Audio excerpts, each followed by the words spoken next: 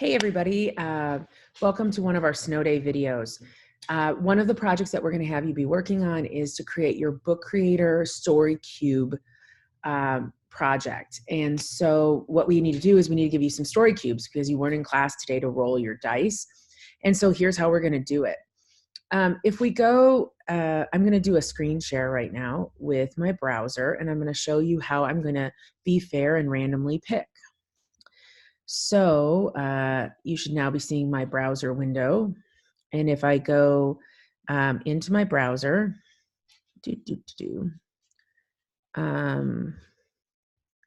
you should be seeing I'm not sure that's what you're seeing. Let's see what, oh yes, it's showing you my browser window. Perfect. Okay. So what I've done is I've rolled the story cubes on my phone because I have the app. And so I created a series of files that show a series of 9 cubes. If you look at each of these cubes, you can see that they each have a different symbol. Now you might look at this and you might say, I'm not sure what this symbol is. It could be a wishing well, it could be a water well, it could be whatever. You can make it whatever you want. This could be a walking stick, this could be a ruler. You do whatever you want to do with it as making it part of your story. But I wanted to randomly assign the dice to you. So here's how I'm going to do it.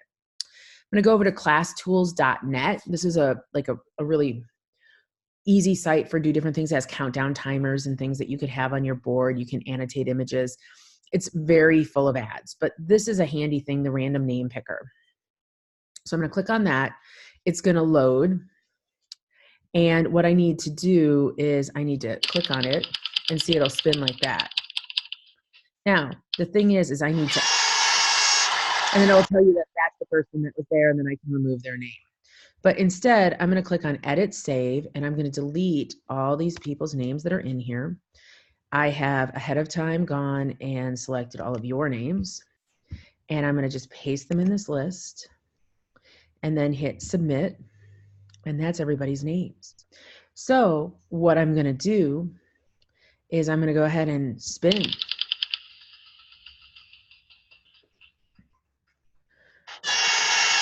So the first person is Natalie York. I'm going to remove her name, but I'm going to go over to my file where I have all the story dice pictures, and I'm going to right click on it. I'm going to rename, and then I'm going to do Cynthia York. And so that's going to be assigned to her. Okay, so next, I'm going to go back over to the other window. I'm going to spin again.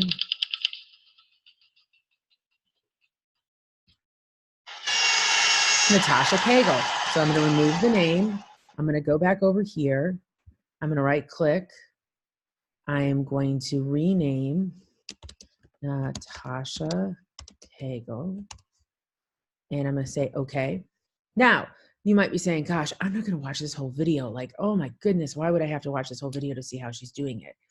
In fact, you wouldn't do that with your students. If you are especially working with younger students and you wanted to scan a picture, what I would suggest that you do is you show them how you do 1 or 2 of them. So we spin it again, maybe 3. We now find the name Allison Heron. I'm going to remove the name. I'm going to go over here. I'm going to click on this file. I'm going to right click. I'm going to rename.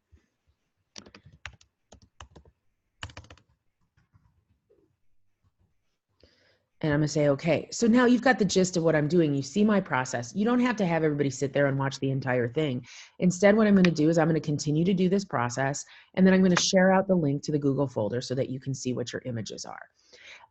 If I was doing this in a classroom, like scanning pictures for kids, what I would do is I would scan a couple of them, then say to the students, okay, the teacher will work on this after school. And then the next day, maybe say, oh, I have one picture I forgot to scan. How did we do that? Oh, we put it down on the scanner. We click scan. Oh, and I'm going to add it to my directory. Okay, now we're ready to do our project.